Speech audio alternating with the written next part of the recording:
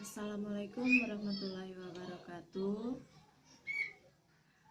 Pada hari ini kita akan belajar tentang tema 1, subtema 1, pembelajaran 1. Sebelum kita mulai pembelajaran, ada baiknya kita berdoa agar pembelajaran kita hari ini bisa berlangsung dengan baik. Baiklah anak-anak, kita mulai aja ya. Sebelum kita mulai, Ibu mau tanya sama kalian. Coba kalian perhatikan gambar berikut ini. Apakah kalian mengerti atau adakah pertanyaan? Bisa kalian gambarkan bagaimana gambar dari berikut ini? Nah, sekarang apa kira-kira manfaat tumbuhan bagi manusia? Di sini kita lihat banyak tumbuhan ya. Apa kira-kira manfaat bagi tumbuhan bagi manusia? Tumbuhan banyak manfaatnya bagi manusia, yaitu contohnya sebagai sumber kehidupan bagi manusia. Tidak hanya untuk manusia, namun tumbuhan juga digunakan, dimanfaatkan oleh hewan dan tumbuhan yang lainnya. Ya, karena tumbuhan adalah sebagian dari sumber makhluk hidup. Makhluk hidup itu banyak ya. Ada hewan, ada tumbuhan, ada manusia itu sendiri. Nah, jika kalian ingin mengetahui tentang tumbuhan, coba kalian lihat di sekitar kalian. Itu banyak sekali tumbuhan yang ada di lingkungan sekitar kalian. Nah, sekarang Ibu mau tanya, apakah kalian tahu sama jagung? Nah, jagung itu termasuk tumbuhan ya. Nah, bagaimana sih cara berkembang biaknya si jagung? Nah, bagaimana kalau misalnya kita sama-sama menyimak buku tema kalian di tema 1, subtema 1, pembelajaran 1 ya. Nah, coba kalian perhatikan. Di sana ada wacana tentang bagaimana sih berkembang biak si jagung. Nah, jagung ini merupakan bagian dari merupakan tumbuh-tumbuhan ya. Nah, coba kalian baca dulu, disimak dengan baik. Setelah kalian membaca dengan baik, dengan tertib, dengan cermat, nah kalian akan menemukan suatu ide pokok dari setiap paragrafnya. Kalian masih ingat kan apa yang dimaksud dengan ide pokok?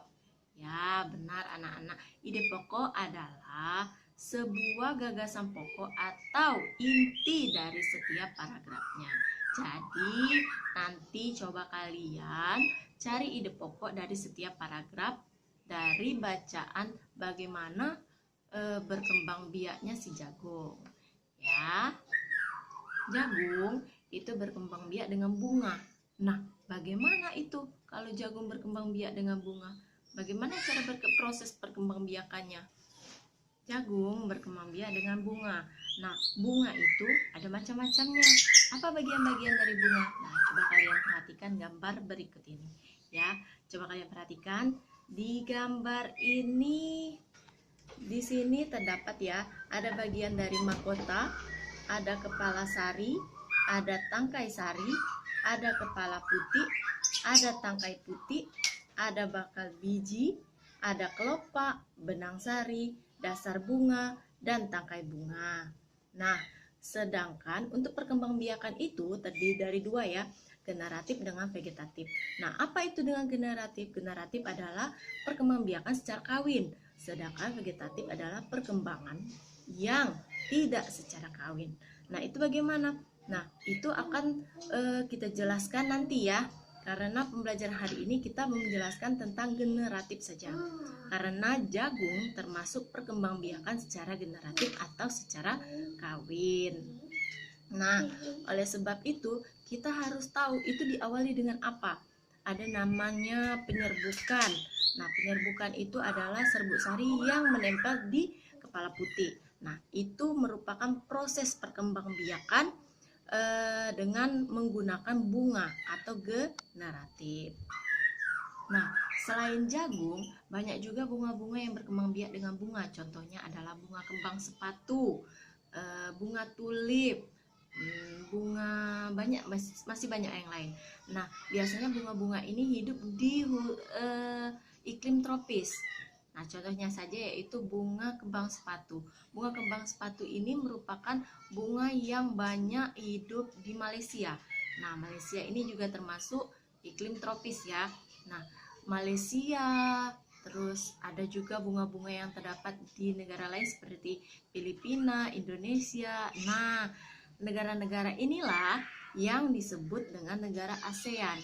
Apa aja itu negara ASEAN? Nah, kalian perhatikan gambar di samping ya. Nah, ini merupakan negara-negara dari ASEAN. Apa aja negara-negara ASEAN? Yaitu ada Myanmar, ada Thailand, ada Kamboja, Singapura, Indonesia, Malaysia, Vietnam, Laos, Filipina, dan Brunei Darussalam. Itu merupakan negara-negara ASEAN. Negara ASEAN itu maksudnya adalah negara-negara se-Asia Tenggara. Itu namanya adalah ASEAN, ya. Nah, pendiri-pendiri toko ASEAN itu banyak ya, tokoh-tokohnya itu berasal dari beberapa negara. Nah, salah satunya adalah Indonesia. Nah, kalau misalnya kalian mau lihat tokoh-tokoh pendiri ASEAN, ini Ibu ada gambarnya, coba kalian perhatikan. Di sini kita lihat ya, ada Indonesia, yaitu tokohnya ada Malik, Tun Abdul Razak dari Malaysia, Tanat Koman dari Thailand, S. Rajaratman dari Singapura, dan Narcisco Ramos dari Filipina. Nah, itu merupakan tokoh-tokoh dari pendiri ASEAN. Nah, selain dari tokoh-tokoh pendiri ASEAN, di sini juga kapan waktu bergabungnya dalam ASEAN itu berbeda-beda ya, seperti Filipina, Malaysia, Singapura, dan Thailand itu bergabung pada tanggal 8 Agustus 1967. Brunei Darussalam bergabung pada tanggal 7 Januari 1984. Vietnam bergabung pada tanggal 28 Juli 1995. Laos dan Myanmar bergabung pada tanggal 23 Juli 1967. Dan yang terakhir yaitu Kamboja bergabung pada tanggal 30 April 1999. Nah, di dalam ASEAN itu memiliki kehidupan sosial dan budaya masyarakat yang berbeda-beda ya. Setiap misalnya Brunei Darussalam kehidupan sosial budayanya berbeda, Laos kehidupan sosial budayanya berbeda. Nah, coba bagaimana kita lihat dari setiap negara. Ya, yang pertama yaitu Brunei Darussalam. Nah, Brunei Darussalam ini adalah yang terkenal dengan Kampung Anyar. Kampung Anyar itu adalah kampung atau desa terapung yang berada di Brunei Darussalam. Yang kedua yaitu Malaysia. Malaysia itu biasanya terkenal dengan patung Buddha ya. Nah, patung Buddha itu biasanya namanya patung Dewa Murungga yang berasal dari Malaysia, yang memiliki ukuran ketinggiannya adalah 42,7 meter. Nah, di Malaysia ini memiliki kota yang bernama Georgetown, adalah kota yang terdaftar dalam UNESCO World Heritage. Nah, itu merupakan bagian atau contoh kebudayaan yang berasal dari Malaysia. Nah, sekarang Filipina. Apa sih Filipina? Filipina adalah kita lihat di sini tarian tinikling, merupakan tarian dari masyarakat di Filipina. Selanjutnya yaitu Kamboja. Kamboja merupakan bagian candi di Kamboja terbuat dari batu. Adapun dewa-dewa dari agama Hindu dan Buddha terukir pada tembok. Nah, di sini kita lebih mudah untuk melihat dewa-dewa agama Hindu dan Buddha itu terlihat di negara Kamboja. Selanjutnya adalah Myanmar. Myanmar dikenal dengan negara 1000 pagoda. Kenapa dikatakan begitu? Karena di negara inilah yang menemukan kuil-kuil suci Buddha. Nah, itulah penduduk dari Myanmar. Selanjutnya adalah Vietnam. Ini merupakan gambar permainan menangkap jangkrik dengan mata tertutup. Ini merupakan mainan tradisional anak Vietnam.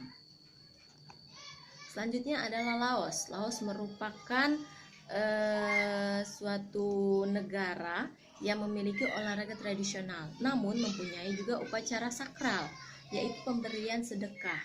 Itu namanya adalah upacara di Laos. Selanjutnya ada Singapura. Singapura memiliki lambang negara berupa merlion. Merlion itu merupakan suatu patung yang berkepala singa dan berbadan ikan. Itu merupakan simbol dari Singapura. Selanjutnya adalah Thailand. Thailand merupakan salah satu negara ASEAN yang tidak pernah dijajah oleh bangsa negara. Nah, kira-kira itu contoh dari negara-negara ASEAN untuk kehidupannya dalam sosial budaya masyarakat. Nah, untuk kondisi geografis sendiri dari Asia Tenggara itu adalah di antara 3 perairan. Maksudnya adalah 1 Samudra Hindia dan Teluk Blanga di bagian barat. Di bagian utaranya ada Laut Cina Selatan. Di bagian timur ada Samudra Pasifik. Nah, untuk wilayah Asia Tenggara itu sendiri terdiri dari 2 daratan ya. Yang pertama adalah daratan terbentuk dari semenanjung, itu ada wilayah-wilayahnya. Yang kedua adalah daratan berbentuk gugusan kepulauan, termasuk Indonesia. Indonesia termasuk negara kepulauan. Nah, itu saja yang dapat Ibu sampaikan untuk materi hari ini. Jika ada pertanyaan, boleh disampaikan. Nanti sebisa mungkin Ibu akan menjawab. Nah, untuk latihan atau pekerjaan yang akan disampaikan, nanti Ibu beritahu sama kalian. Nah, itulah pembelajaran kita hari ini. Apabila ada pertanyaan, Ibu persilahkan. Assalamualaikum warahmatullahi wabarakatuh.